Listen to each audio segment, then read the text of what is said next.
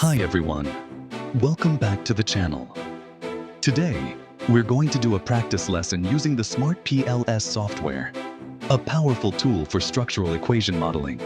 If you haven't installed SmartPLS yet, don't worry. I've uploaded a separate video to guide you through the installation process. Make sure to check that out first. The link is in the description.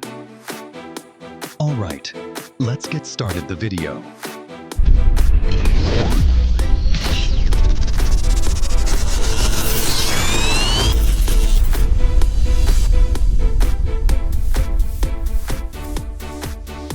So first, download the practice dataset using the link in the video description.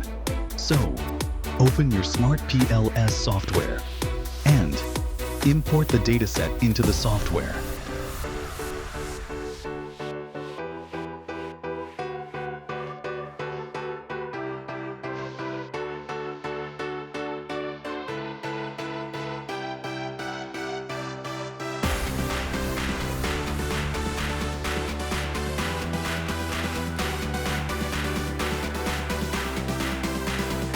Once the dataset is loaded, it's time to draw your conceptual framework.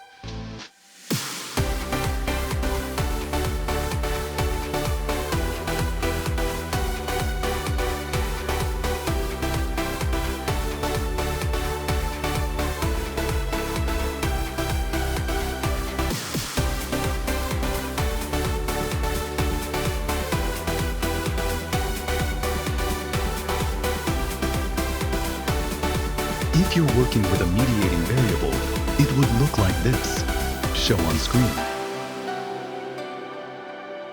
For a moderating variable, it should look like this. Feel free to explore and build more complex frameworks as you practice.